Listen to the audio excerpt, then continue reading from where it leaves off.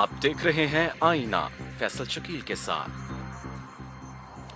अस्सलाम वालेकुम नाज़रीन, अब बात करेंगे अफ़गानिस्तान और पाकिस्तान के हवाले से। चमन बॉर्डर के ऊपर जो वाक़या पेश आया बहुत संगीन नौइयत का था। अगर हम पाकिस्तान में बैठ के इस वाक़े को देख रहे हों तो ज़रूर गम गुस्सा हमें होगा, रंज होगा कि ये हुआ क्या। लेकिन एक्चुअली जब सेंसस की टीम वहाँ पे अपना काम कर रही थी, क्या हुआ, दूसरी साइड से किसी ने फ़ोन करके अपने लोकल कमांडर से इजाज़त मांगी, उनके चीफ़ ऑफ आर्मी स्टाफ तक बात गई, उन्होंने इजाज़त दी और फायरिंग हुई। ये मामलात क्या है, ये अस्करी जो हमारी लीडरशिप है उसके देखने के और सोचने के। लेकिन हम ये जानना चाहते हैं कि ऐसे दो ममालिक जो माजी में बड़ी अच्छी एक दूसरे के साथ रवाबत रखते हों और जज्बा बहुत ज़्यादा हो हालात ठीक करने का, हम ये इसलिए कह रहे हैं कि हाल ही में पाकिस्तान की तरफ से भी पार्लियामेंट्री डेलीगेशन भी गया, DGISI साहब भी तशरीफ़ ले गए वहाँ पे। तो एक डिज़ायर नज़र आ रहा था, कंसेंसस नज़र आ रहा था कि अफ़गानिस्तान के साथ हालात ठीक करने। तो सवाल ये है कि जो दो मुल्क नेक ख्वाहिशात आपस में रखते हों, बरादराना ताल्लुकात रखते हों, दीन एक हो, तो फिर ये क्या वजह है इतना संगीन वाक़या पेश आया। इस हवाले से हम बात करना चाहते हैं। एयाज़ वज़ीर साहब साबिक़ सफ़ीर बराए अफ़गानिस्तान, तज्ज़ियाकार हैं। बहुत शुक्रिया आपका एयाज़ साहब, आपने हमारे लिए वक्त निकाला। एयाज़ साहब, सवाल हमने गोशगुजार कर दिया आपके, ये कैसे नौबत यहाँ तक हम पहुँच गए? देखिए, इसके तारीख़ या कहानी तो बहुत लंबी हो जाएगी, लेकिन मुख्तसरन मैं इतना अर्ज़ करूँगा कि बॉर्डर वाली जो हमारी सिचुएशन है अफ़गानिस्तान के साथ, वो शुरू से टेंस होती चली आ रही है, क्योंकि अफ़गानिस्तान वाले ड्यूरेंट लाइन को आपकी तरह इंटरनेशनल बॉर्डर ओपनली तस्लीम नहीं करते। ठीक, वो जानते हैं, मानते भी हैं, उन्होंने वायलेट नहीं किया वहाँ से, लेकिन पब्लिकली उसको एक्सेप्ट करना शायद उनके अंदरूनी मामलात के लिए मुश्किलात का बायस है। तो वो पब्लिकली तो नहीं करेंगे, लेकिन पसंद भी नहीं करते। इधर से हमारा मसला है कि हम कहते हैं कि नहीं, आप मान जाएं कि इंटरनेशनल बॉर्डर है। और बाबा, आपने काम चलाना है, आपका बॉर्डर है, सारी दुनिया मानती है। अगर अफ़गानिस्तान खुल के या ऐलान करके नहीं कहता तो उसने वायलेट तो नहीं किया, रहने दो। ये तो एक बात। दूसरी बात, बॉर्डर के अंदर कुछ जगह हैं जहाँ पे शुरू दिन से हमारे एक दूसरे के साथ टेंशन है। उस जगह के डिमार्केशन पे वो कहते हैं कि आप पीछे हैं, हम कहते हैं नहीं आप पीछे हैं। लाइक दिस, ये जो मेरा ख्याल है इसका किली लुकमान और किली जहांगीर, ये दो गांव हैं, तो इनके दरमियान में से ये लकीर जाती है। तो उसके ऊपर टेंशन थी ज़रूर कि वो कहते थे कि ये इलाका कुछ ये अगर हमारे हैं, हम कहते थे हमारे हैं। तो अब ये मर्दमशुमारी वाले लोग गए और उससे पेशतर आप अपने ताल्लुकात देख लें। टेंस तो थे, आपके ताल्लुकात बदकिस्मती से अफ़गानिस्तान के साथ बहुत ही कमज़ोर है। और फिर खुशकिस्मती किसी और की, खुशकिस्मती किसी और की, वो वारे न्यारे कर रहा है कि आप दो बेवकूफ़ हैं, लड़ रहे हैं, मज़े मेरे हैं। तो कुछ अरसा पहले तुरखम और चमन आपने बंद किए थे और तुरखम पे आपकी थोड़ी सी लड़ाई भी हो गई, आपका एक मेजर शहीद हो गया, एक सिपाही या कुछ एक और बंदा, उनके यहाँ भी हलाकतें हो गई। इसी तरह जितना आपका बॉर्डर है सारा आपने सील कर लिया, 2-1 महीने शायद बंद था। तो सिचुएशन ऑलरेडी टेंस थी। अब ऐसे टेंस सिचुएशन में जिसमें बकाउल शख्स से सिर्फ एक आग की तीली दिखानी थी, बाकी माचिस दिखानी थी, बाकी तो ऑयल ऑलरेडी पड़ा था।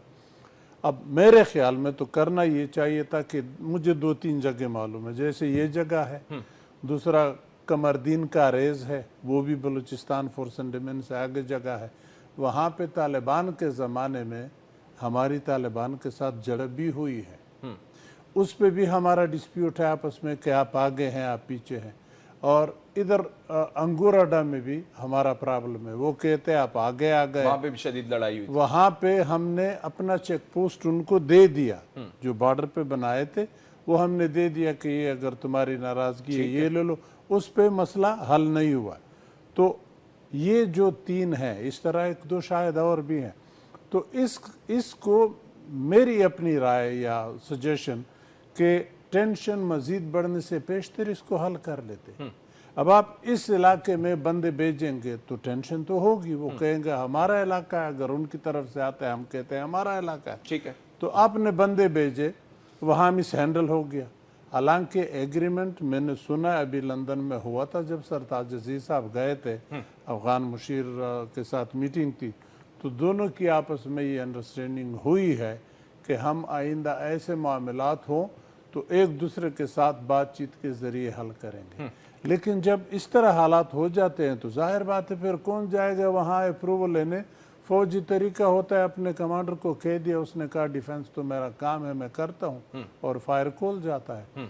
तो जब एक मरतबा फायर खुल जाए तो फिर बंदूक को तो ये पहचान नहीं होती कि आगे मैं कितने आदमी मारता हूँ, किस किस को मारता हूँ। तो एसेंशियली जिसके ऊपर लड़ाई हुई वो ड्यूरेंट लाइन का कोई अनफिनिश्ड एजेंडा है हम कह सकते हैं। लेकिन उस वक्त भी जब ड्यूरेंट लाइन एग्रीमेंट साइन हुआ तो इसका सर्वे तो हुआ बॉर्डर का। देखिए सब कुछ हुआ, ड्यूरेंट लाइन 1893 में फारिग हुआ, अब्दुर्रहमान के साथ कर लिया मोर्टिमर ड्यूरेंट ने, जो उस वक्त ब्रिटिश फॉरेन सेक्रेटरी थे।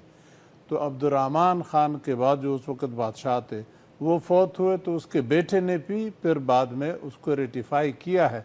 तो इसमें हमारी तरफ से कोई शक नहीं है कि ये हमारा दोनों का ड्यूरेंट आपस में बाउंड्री है, इंटरनेशनल बॉर्डर है, क्योंकि उस वक़्त के ब्रिटिश हुकूमत के साथ उन्होंने ये मुआहदा कर लिया। और इंटरनेशनल कानून के मुताबिक सक्सेसर स्टेट जो हम हो गए, अब हिंदुस्तान से अलग हो गए, तो हम उस कानून, उस एग्रीमेंट के पाबंद हैं जो 1893 में तय हुआ। तो उसकी कोई 100 साल ज़िंदगी नहीं थी, ये परमानेंट था। अफगानी ये कहते हैं कि चूंकि उस वक़्त हमारा बादशाह कमज़ोर था, अब्दुर्रहमान खान, और वाकई था भी कमज़ोर, इसमें शक नहीं है। बरतानिया ने 1-2 हमले किए अफ़गानिस्तान पे, और अब्दुर्रहमान खान के ज़माने में अफ़गानिस्तान के तकरीबन सारे बॉर्डर बरतानवी हुकूमत ने रूस के साथ भी तय कर लिए, ईरान के साथ भी, चीन के साथ भी, और इंडिया के साथ भी। तो वो ये कहते हैं, बाकी बॉर्डरों पे तो एतराज़ नहीं है, लेकिन इधर वाले कहते हैं कि वो चूँकि कमज़ोर बादशाह थे तो ब्रिटिश हुकूमत ने उसके गोया एक किस्म के हाथ मरोड़े। तो हाथ मरोड़े ना मरोड़े ये पुरानी बात है, बादशाह ने दस्तखत कर लिए, अब उस चीज़ को आप रिवर्स नहीं कर सकते। अब प्रैक्टिकली इस बॉर्डर को आ जाते हैं, बॉर्डर है, अफ़गानियों ने इसकी वायलेशन मेरे ख्याल में इतनी बड़े लेवल पे नहीं की है, बल्कि यहाँ से उसकी वायलेशन इन वे हुई है कि जब सोवियत यूनियन आया अफ़गानिस्तान में तो अफ़गानी सारे इधर आ गए मुहाजिर, हम सारी दुनिया मिल के फ्री वर्ल्ड सोवियत यूनियन के ख़िलाफ़ अफ़गानिस्तान में लड़ रहे थे। तो उस वक़्त बॉर्डर किधर थी? यहाँ से सारे लोग आते जाते थे अफ़गानिस्तान में जिहाद करने के लिए, और फिर उसके बाद भी मामलात चलते रहे। लेकिन 9/11 के बाद सूरत हाल बदल गई, हमारी फोर्सेस चली गई फाटा के अंदर। सिर्फ फाटा एक इलाका था जहाँ पे आपकी फ़ोर्स नहीं थी, बाकी बलूचिस्तान में भी थी, इधर केपी में भी थी। तो फाटा रह गया, वहाँ भी फ़ौज चली गई, तो गोया पूरा बॉर्डर आपने अब कंट्रोल कर लिया। अब मेरी इत्तला के मुताबिक आपकी 1157 चेक पॉइंट्स है बॉर्डर पे, और अफ़गानिस्तान की तरफ से 150 हैं शायद। तो आप अगर बॉर्डर मैनेज करवाना चाहते हैं, बॉर्डर कंट्रोल करना चाहते हैं, मानता हूँ पुराना ज़माना नहीं है, आज के ज़माने में पासपोर्ट डॉक्यूमेंट इस पर आना जाना होता है, पुराने ज़माने की तरह नहीं। लेकिन इस चीज़ को लाने के लिए यहाँ पे एक सदियों से चला आ रहा है सिस्टम बॉर्डर के अंदर। जो ड्यूरेंट लाइन एग्रीमेंट हुआ था उसके अंदर ईजमेंट राइट्स थे उन कबाइल के जो इस ड्यूरेंट लाइन ने तकसीम किए थे। तो मसलन वज़ीर थे, मोमन थे, शिनवारी हैं, अचकज़ई शायद उस तरफ हों, तो ये ट्राइब वहाँ भी जाते थे और वहाँ वाले इधर आते थे। अब एक मिसाल दूँ, मैं अंगूर अड्डा गया था पिछले दिनों, ये मई के एंड पे, अंगूर अड्डे में एक दुकानदार से बात हो रही थी।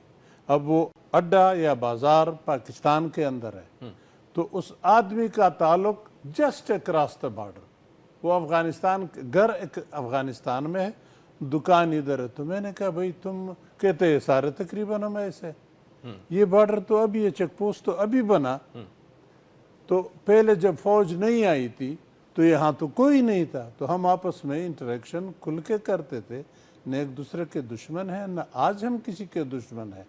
तो अब कहने का मकसद ये बयान करना लोगों के लिए कि अब अगर इस सिस्टम को आपने बंद करना है तो इसको ग्रेजुअली, अब इस आदमी को पहले तो आप कह ले कि ये मार्केट में आप दुकान नहीं चला सकते, आपको 6 महीने या साल का टाइम है, आप हट जाएं, वापस चले जाएं।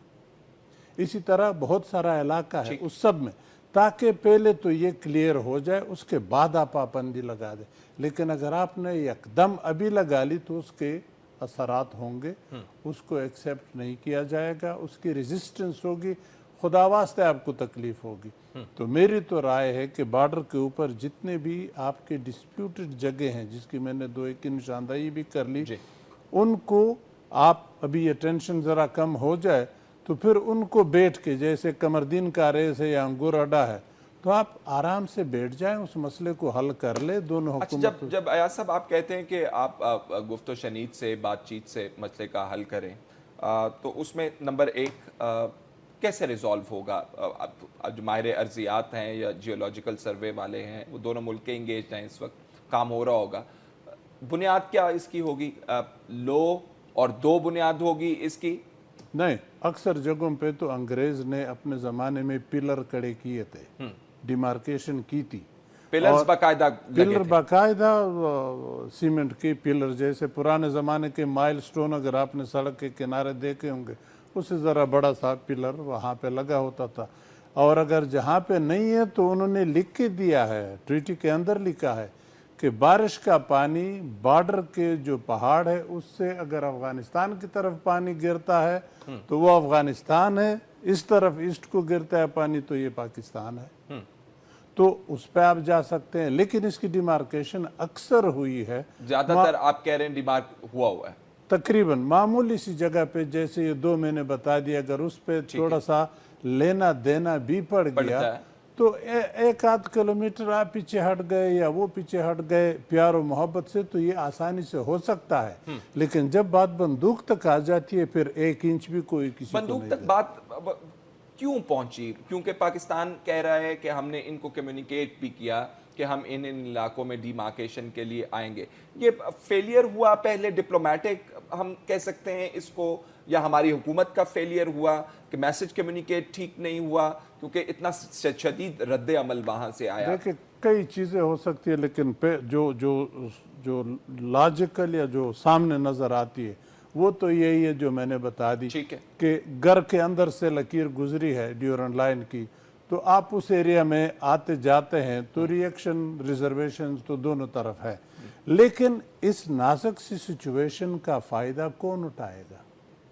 जाहिर बात है वो उठाएगा जो आपका दुश्मन होगा, आपकी अफगानिस्तान के साथ दोस्ती नहीं चाहता है, उसको मैं खुला छोड़ देता हूँ। आप खुद सोच ले, सुनने वाले भी जानते हैं कि वो कौन लोग हैं जो नहीं चाहते हैं कि आप अफगानिस्तान के करीब आ जाएं।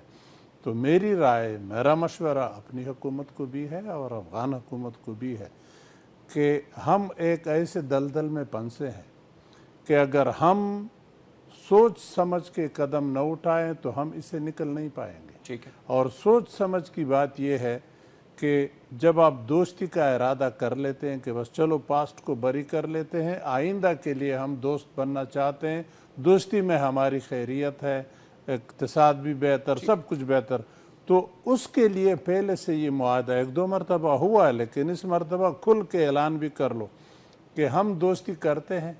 इसके अंदर अगर काबुल में पटाखे पड़ते हैं या पेशावर इस्लामाबाद में पड़ते हैं तो वो हम एक दूसरे के ऊपर न इल्ज़ाम लगाते हैं न हम करते हैं। ये कोई तीसरा फरीक होगा हमारा दुश्मन, वो करेगा, उसके पीछे हम दोनों जाएंगे। काबुल वाले के पीछे भी हमें कटे जाएंगे, इस्लामाबाद के वाले के पीछे भी हमें कटे जाएंगे, तो तब शायद आपकी ये जो ट्रस्ट डेफिसिट है ये रिस्टोर हो जाएगा। वरना आप लिस्ट देते जाएं कि मेरे टेररिस्ट आपके यहाँ बैठे, वो कहते हैं मेरे टेररिस्ट आपके यहाँ बैठे। ऐसा एक आपने इशारा किया, वो सबसे अहम मुझे मामला लगता है।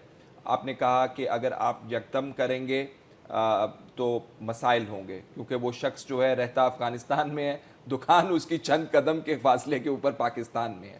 تو یہ جو لوگوں والا پرسپیکٹو ہے، جن کے گاؤں ڈیوائیڈ ہو رہے ہیں، جن کے گھر ڈیوائیڈ ہو رہے ہیں، ان کے لیے تھوڑا سا میں چاہتا ہوں بریفلی آپ ذکر کر دیں ان کے لیے کیا مسائل ہیں.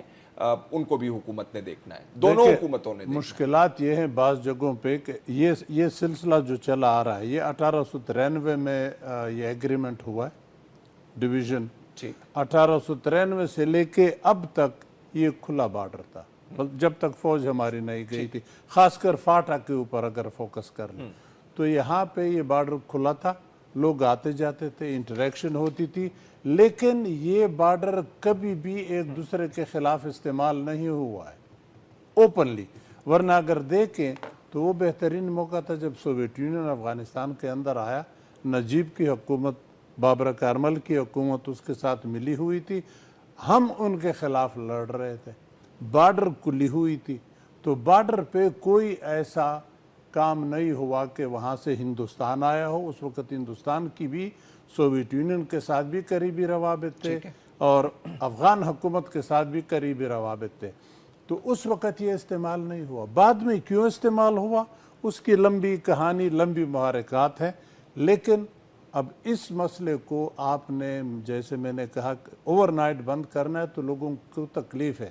پہلے آپ یہ تکلیف ایڈریس کر لیں کہ جیسے میں نے کہا اس کی زمین اس طرف ہے، رہائش پاکستان میں ہے. کئی لوگ میں جانتا ہوں میرے پاکستانی بھائی کہ ان کے گھر پاکستان میں ہے، زمین افغانستان میں ہے، یا رہائش افغانستان میں ہے، کاروبار پاکستان میں ہے. تو پہلے ان کا آپ حکومت ہیں، آپ سوچ لیں کہ ان کے ساتھ کیا کریں، ٹھیک، ان کو کیا تجویز دیں. تو جب آپ یہ کر لیں، ان کو گویا آپ نے ہاتھ ایسے جڑے ہوئے ہیں، ان کو آپ کھول دیں. جب یہ ہو جائے اس کے بعد آپ بارڈر سیل کر لیں. سیل کر لیں. یا صاحب اب میرے پاس وقت تھوڑا ہے، باتیں اور بہت زیادہ انٹرسٹنگ ہو سکتی تھی. I admit. Thank you very much for being on the show. ناظرین، سب سے امپورٹنٹ بات ہے آپ نے کس قسم کا ارینجمنٹ کرنا ہے. یہ جگہ ہماری ہے، یہ جگہ ان کی ہے، آپ بالکل کیجئے، لیکن جو رہ رہے ہیں وہاں پہ اس جگہ پہ ان کا خیال ضرور رکھیے. ایک یہ، اور دوسری چیز یہ کہ اصل وجوہات ہیں جو ٹینشن کی ان کو ایڈریس کرنا بھی بہت ضروری ہے. D G I S I صاحب تشریف لے بھی گئے تھے. افغان صدر صاحب کہتے ہیں کہ پہلے کچھ ہماری شرطیں مان لیجئے، پھر دورہ بھی ہو جائے گا اور پھر تعلقات بھی بہتر کر لیں گے. ان کو ایڈریس کرنے کی بھی ساتھ ساتھ ضرورت ہے. اگلے سیگمنٹ میں ہم بات کرنا چاہتے ہیں عمران خان صاحب کے فورن فنڈنگ کے کیس کے حوالے سے. الیکشن کمیشن آف پاکستان کیا کہہ رہا ہے اس حوالے سے بات کریں گے ایک چھوٹے سے بریک. عمران خان صاحب کے کیس کے حوالے سے الزام پاکستان تحریک انصاف پر یہ ہے کہ فورن فنڈنگ لی گئی، ان فنڈز کو استعمال کیا گیا، لیکن پاکستان تحریک انصاف وہ فورن فنڈنگ نہیں لے سکتی تھی، قانون کے مطابق نہیں تھی. یہی وہ کیس ہے جو حنیف عباسی صاحب بھی in reaction to Panama Supreme Court لے کر گئے ہوئے ہیں اور سپریم کورٹ بھی یہ کیس کی سماعت کر رہا ہے. آج اہم ڈیولپمنٹ ہے. الیکشن کمیشن آف پاکستان نے کہا ہے کہ ہم سماعت کا اختیار رکھتے ہیں، کیونکہ تحریک انصاف نے کہا تھا کہ الیکشن کمیشن آف پاکستان کے پاس اختیار کا سماعت کا اختیار ہی نہیں ہے. اکبر شیر بابر صاحب اس میں درخواست گزار ہیں عمران خان صاحب کے خلاف، ان سے بات کریں گے. اکبر شیر بابر صاحب مجھے سن سکتے ہیں آپ؟ جی بالکل، آپ کی آواز آ رہی ہے سر. اب اکبر شیر بابر صاحب، قریباً کتنی دیر ہو گئی اس کیس کو الیکشن کمیشن آف پاکستان میں چلتے ہوئے؟ مجھے تو لگتا ہے پوری زندگی گزر گئی ہے، لیکن نومبر 2014 سے معاملہ شروع ہوا. اس کے بعد اپریل 2015 میں پاکستان تحریک انصاف کے تمام جو آڈٹ رپورٹس تھیں ان سے جائزہ لیا گیا اور اس میں وہ تمام غیر ملکی فنڈنگ اور ان کی تمام تفصیلات موجود نہیں تھی. اس نے آرڈر میں یہ لکھا کہ یہ موجود نہیں ہے اور یہ غیر قانونی ہے، جس کی وجہ سے پھر انہوں نے کہا کہ آپ اس میں تمام تفصیلات جمع کرائیں. اور آج کا دن ہے کہ پاکستان تحریک انصاف کبھی 1 سال 1.25 سال ہائی کورٹ میں رہے کہ وہاں سے حکم امتناعی لے سکیں اور یہ معاملہ یہیں پہ رک جائے کہ ان کی اکاؤنٹس کی تفصیص نہ ہو سکے. اس کے بارے میں جائزہ کتنے پیسے کتنے ہیں اور کس کے اکاؤنٹ میں آئے اور کس نے بھجوائے؟ 3 الزامات ہیں ثبوت سمیت جو میں نے دیے ہیں. ایک پہلا الزام یہ ہے کہ $1 بلین امریکہ سے آئے ہیں. 2 غیر ملکی کمپنیاں رجسٹر ہوئی ہیں وہاں پہ، LLC ایک کا نمبر ہے 5975 اور دوسرے کا ہے 6160. دونوں یہ عمران کمپنیاں خان ہیں صاحب کس کی؟ ہمیں کچھ اندازہ ہو سکتا ہے؟ عمران خان صاحب کے اپنے دستخطوں سے کمپنیاں رجسٹر ہوئی ہیں, پی ٹی آئی کے نام پہ ہوئی ہیں. Head office P T I کا اس میں ایڈریس ہے, بورڈ آف ڈائریکٹرز ہیں جس میں غیر ملکی ہیں, امریکی شہری ہیں, اس میں لکھا ہوا ہے. پھر مزید اس کمپنی کے ذریعے جو پیسہ جمع کیا گیا اس میں امریکی کمپنیاں ہیں, اس میں یہودی نژاد لوگ بھی ہیں, ہندو نژاد لوگ بھی ہیں, کمپنیاں بھی ہیں. ان کے ذریعے $3 ملین امریکہ سے, جب تک میں نے کیس کیا 3 ملین تھا, پر اب وہ معاملہ اس سے آگے جا چکا ہے. تو ایک بڑی غیر قانونی یہ کام ہوا جو غیر ملکی غیر قانونی فنڈنگ ہوئی. بابر صاحب, باہر ممالک میں جو پاکستانی رہتے ہیں وہ یہاں جماعتوں کو فنڈ کر سکتے ہیں قانون کے مطابق؟ غیر ملکی پاکستانی ذاتی حیثیت میں کر سکتے ہیں, پاکستانی کوئی کمپنی بھی نہیں کر سکتی, پاکستانی این جی او بھی نہیں کر سکتی. تو باہر کی کمپنیاں تو دور کی بات ہوگی نا, وہ بہت بڑی غیر قانونی. اور غیر ملکی فنڈنگ جب کسی سیاسی پارٹی کو ہوتی ہے اور وہ تمام تفصیلات جب جمع نہیں کراتے ہیں تو اس کے بارے میں بہت سارے سوالیہ نشان ہوتے ہیں. میں ہرگز یہ نہیں کہہ رہا, لیکن یہ قومی سلامتی کے معاملات بھی بن سکتے ہیں, کیونکہ سیاسی پارٹیوں کو انفلوئنس کرنے کا طریقہ یہی ہوتا ہے کہ فنڈنگ باہر سے آتی ہے اور وہ سیاسی پارٹیوں کی پالیسیوں پہ, اور ایک ایسی جماعت جو عوامی جماعت ہے جس کو اب کافی پذیرائی مل چکی تھی, تو اگر وہاں پہ وہ فنڈ جو ہے معاملات صاف نہ ہو تو بہت سوال ہوتے ہیں. تو دوسری بڑی جو میرا الزام ہے وہ یہ ہے کہ بہت بینک اکاؤنٹ ہے, مثلا لندن میں لائڈ بینک میں اکاؤنٹ ہے جس میں ابھی یہ دھرنے کے لیے بھی پیسہ جمع کیا گیا خان صاحب کی تصویروں سے. خان صاحب نے خود اس فنڈ ریزنگ میں حصہ لیا. وہ اکاؤنٹ جو الیکشن کمیشن میں ظاہر نہیں کیا گیا. جو الیکشن کمیشن میں اکاؤنٹ جمع کرائے ہیں کہ ہمارے یہاں بینک اکاؤنٹ ہے, اس میں وہ اکاؤنٹ شامل نہیں ہے جو برطانیہ میں لائڈ بینک میں ہے. اس کے علاوہ تیسرا جو بڑا الزام ہے وہ یہ ہے کہ مڈل ایسٹ مشرق وسطیٰ کے ذریعے کروڑوں روپے جو ہے ہنڈی کے ذریعے وہ پاکستان تحریک انصاف کے ملازمین جو ہیں ان کے فرنٹ اکاؤنٹس میں آیا, وہاں سے پیسہ کیش کر کے کہاں گیا, کدھر استعمال ہوا, کس کی جیب میں گیا, نہیں پتا. تو وہ تمام یہ 3 بڑے سنگین الزامات ہیں ثبوت سمیت جو میں نے پیش کیا. پی ٹی آئی کا کیا اس کے اوپر جواب اب داخل کیا انہوں نے؟ پی ٹی آئی جو ہے پہلے دن سے اب آج تک وہ جواب داخل کرنے سے گریز کر رہی ہے, تمام تفصیلات جمع کرانے سے, کیونکہ اس کا آسان طریقہ ہے اس معاملے کو حل کرنے کا. وہ یہ ہے کہ الیکشن کمیشن نے جب ان کو کہا کہ آپ اپنے تمام تفصیلات جمع کرا دیں, تو اپنے جب اکاؤنٹ جمع کراتے ہیں اور تمام بینک سٹیٹمنٹ جو ہم نے نشاندہی کی ہوئی ہے, تو پھر وہ اگر یہ غیر قانونی کام نہیں ہوا جس کا میں الزام لگا رہا ہوں, تو وہ اکاؤنٹ کے ذریعے ظاہر ہو جائے گا. تو وہ یہ ظاہر نہیں کرنا چاہتے کیونکہ ان کو پتہ ہے, مجھے پتہ ہے, تمام ثبوت موجود ہیں کہ یہ تمام غیر قانونی کام ہو چکا ہے اور ریکارڈ میں آ چکا ہے. اگر وہ یہ جمع کراتے ہیں تو پھر ان پہ بڑے سنگین اس کے اثرات پڑ سکتے ہیں. مثلا یہ تمام جو غیر قانونی پیسہ ہے یہ ضبط بحق کے سرکار ہوگا, ضبط ہو سکتے ہیں. اس کے علاوہ ایک بڑا سنگین اس میں یہ ہے کہ اگر فورن ایڈڈ پارٹی یعنی کہ کسی غیر ملکی نے فنڈنگ کی ہے تو فورن ایڈڈ پارٹی اگر ہو جائے تو پھر فیڈرل گورنمنٹ ایک ریفرنس فائل کرتی ہے جس کے ذریعے پارٹی پہ پابندی بھی لگ سکتی ہے. پارٹی پہ پابندی بھی لگ سکتی ہے. اسی لیے میں نے عمران خان کو آخری وقت تک, میں آج بھی یعنی کل بھی میں نے ان کو یہ موقع دیا کہ میں چونکہ یہ ستمبر 2011 کا معاملہ ہے اور یہ تمام الزامات سب سے پہلے میں نے اس وقت لگائے تھے, لکھ کے لگائے تھے, عدالت کا ریکارڈ کا حصہ ہے. اس بات کے باوجود کہ مجھ پہ یہ کیچڑ اچھالتے ہیں, مختلف الزامات لگاتے ہیں, وہ تمام میں آج بھی ان کو ایک راستہ دینے کے لیے تیار ہوں. میں آج بھی کہتا ہوں کہ آپ Imran Khan chief election commissioner کو خط لکھیں اور ان کو کہیں میں اپنی پارٹی کے تمام اکاؤنٹ ہر لحاظ سے فورینزک آڈٹ کے لیے تیار ہوں. آپ کسی بین الاقوامی فرم کے ذریعے میرے پی ٹی آئی کے تمام ہر مالی معاملے کا تحقیقات کریں اور جو جتائے جاتے ہیں میں قبول کروں گا, جو کارروائی کر رہی ہے میں قبول کروں گا. تو میں آج بھی اس کیس سے دستبردار ہونے کے لیے تیار ہوں. میں ان کو یہ کہہ رہا ہوں کہ آج بھی عمران خان یہ اگر یہ لکھ کے دے دے کہ جی ہم اپنے تمام تحقیقات, الیکشن کمیشن وہ بااختیار ہوگا, وہ اس ادارے کو لے کے آئے گا, اس کے ذریعے تمام فورینزک ایکسرسائز ہوگی, تو میرے لیے قابل قبول ہے. تو میرے مقصد پہلے دن سے یہی تھا کہ یہ جو غیر قانونی کام پاکستان تحریک انصاف میں ہوا, جو کروڑوں اربوں روپے لوٹے گئے غیر قانونی طریقے سے آئے, یہ معاملہ ایک ایسی پارٹی جو اصلاح کی دعوے دار ہے یہ اس کو زیب نہیں دیتا. بابر صاحب آپ بانی اراکین میں سے ہیں پاکستان تحریک انصاف کے, تو کیا وجوہات ہوئی آپ کی علیحدگی کی؟ کچھ لوگوں کا کہنا ہے کہ آپ یہ کیس بطور ریونج جو ہے لے کر آئے ہیں الیکشن کمیشن میں.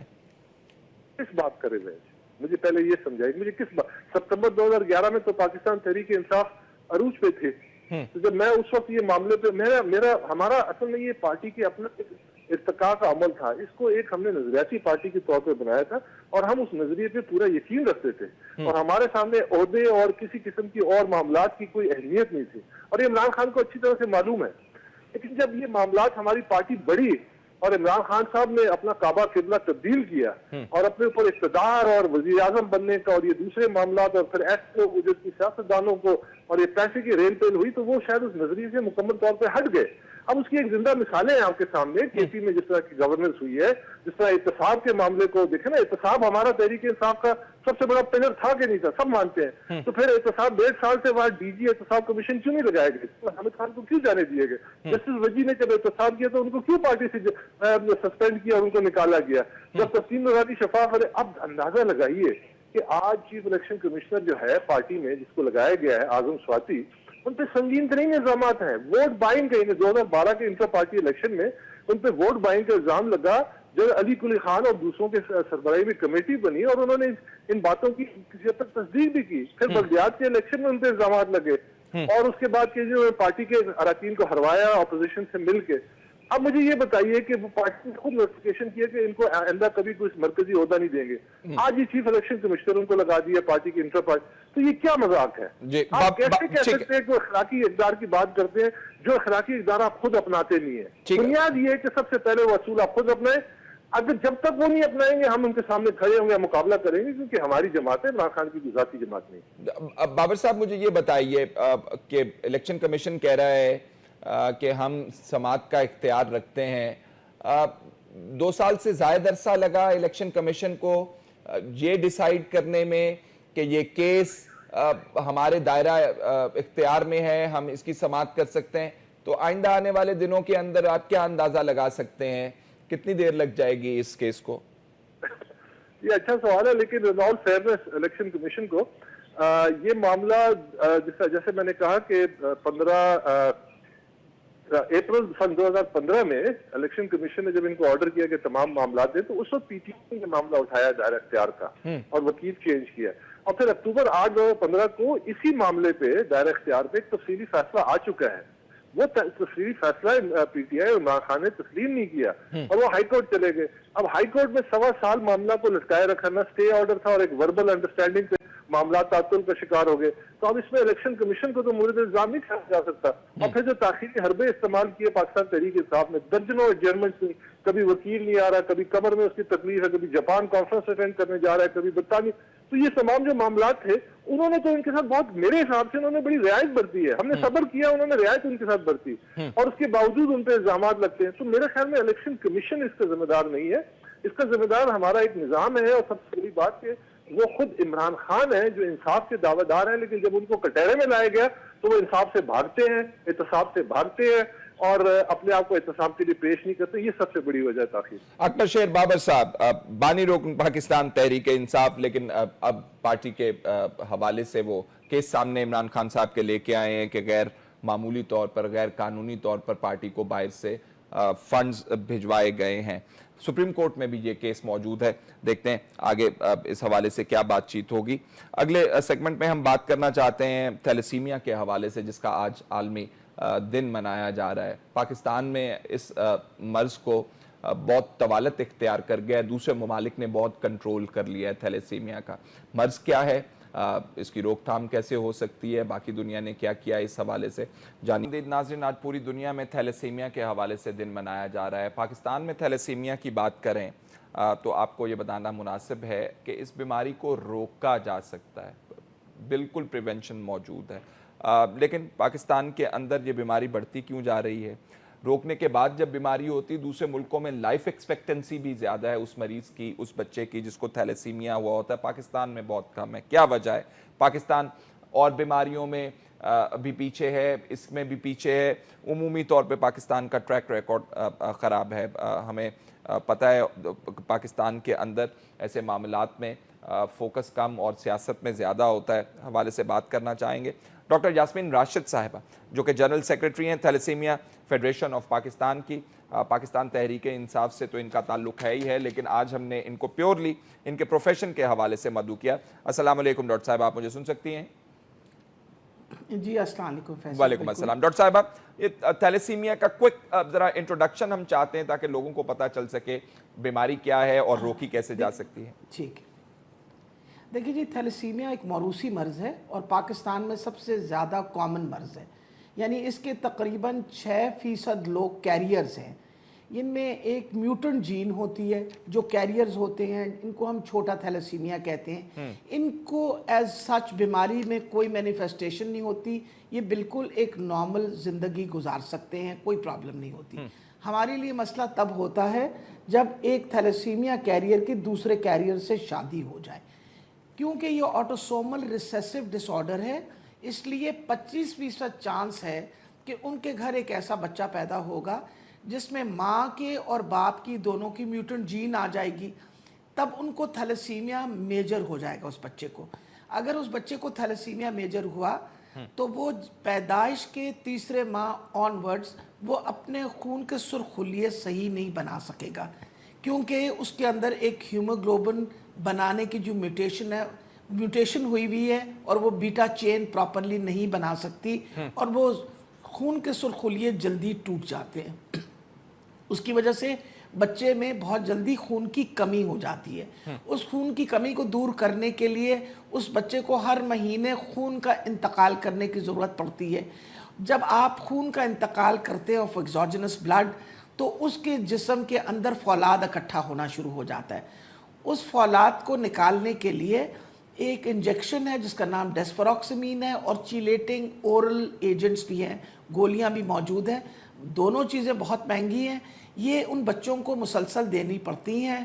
انجیکشن تو تقریباً 8 گھنٹے لگتے ہیں روزانہ دینے میں سب کوٹینیسلی.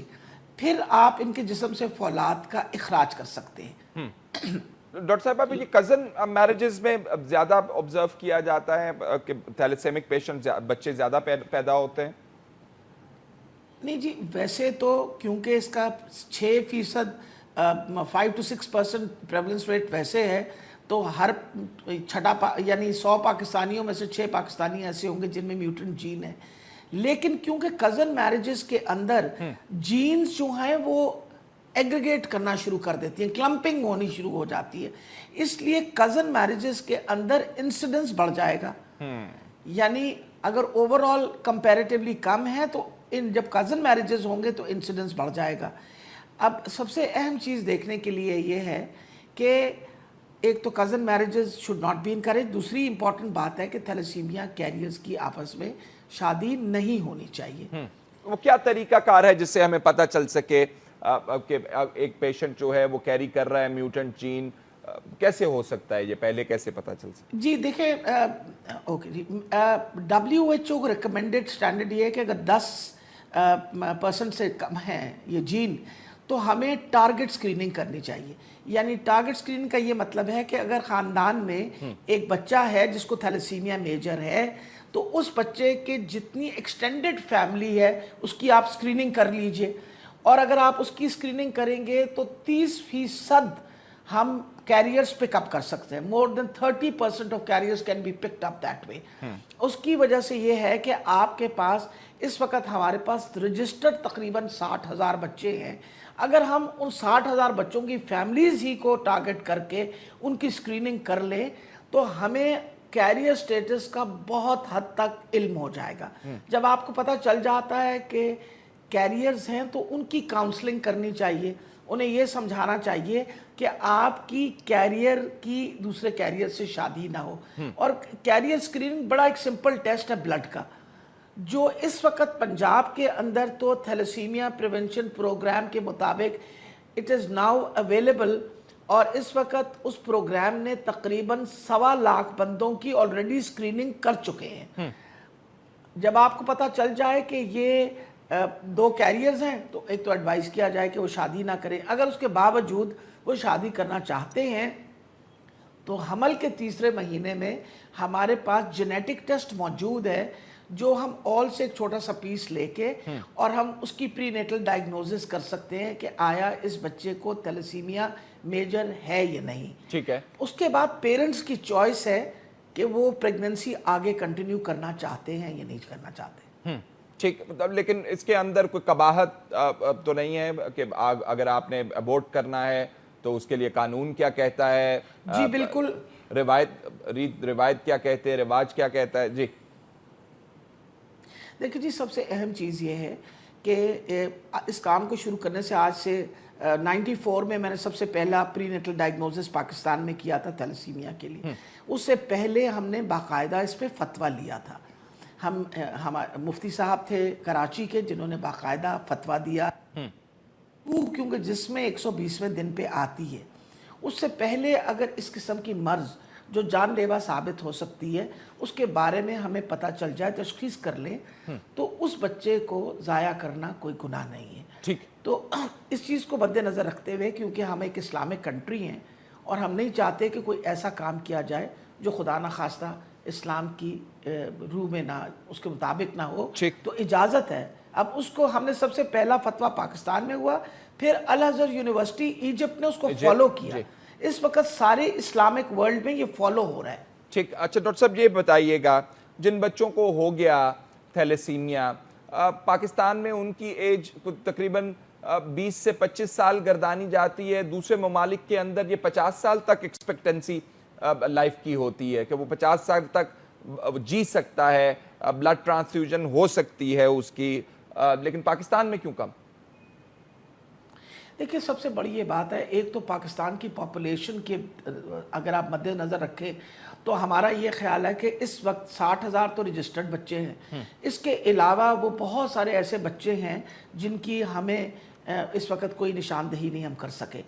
اتنی بڑی پاپولیشن کو آپ ایک ریگولر ٹرانسفیوژن دینا بہت بڑا مسئلہ بن جاتا ہے, کیونکہ آپ کو اندازہ لگائیے کہ جو ہمارے پاس اس وقت سینٹر ہے جہاں تقریباً ہمارے پاس 1800 سے 2000 بچہ ہے, ان بچوں کا اگر آپ ایسٹیمیٹ لگائیے تو آپ دیکھیں کہ جا کے 20-30 ہزار بوتلیں خون کی لگتی ہیں. اسی طرح پورے پاکستان میں جو بچے ہیں ان کو بلڈ اگر ریگولرلی لگے گا تو آپ اندازہ لگا لیجئے کہ کتنا بڑا بلڈ ٹرانسفیوژن کا آپ کو مقدار چاہیے. دوسری امپورٹنٹ یہ چیز ہے کہ صرف ٹرانسفیوژن نہیں, ان کو جو انجیکشنز لگتے ہیں اور وہ جو ٹیکے لگتے ہیں فولاد کے اخراج کے لیے, وہ کیونکہ بہت ایکسپینسو ہیں اور گورنمنٹ اس کو سپورٹ نہیں کرتی. ہم نے تو بہت دفعہ کہا کہ اس کو آرفن ڈرگ کر کے اور گورنمنٹ کو اس کو بہت سبسڈائز ریٹ پہ اویلیبل کرنا چاہیے تاکہ یہ بچے استعمال کر سکیں.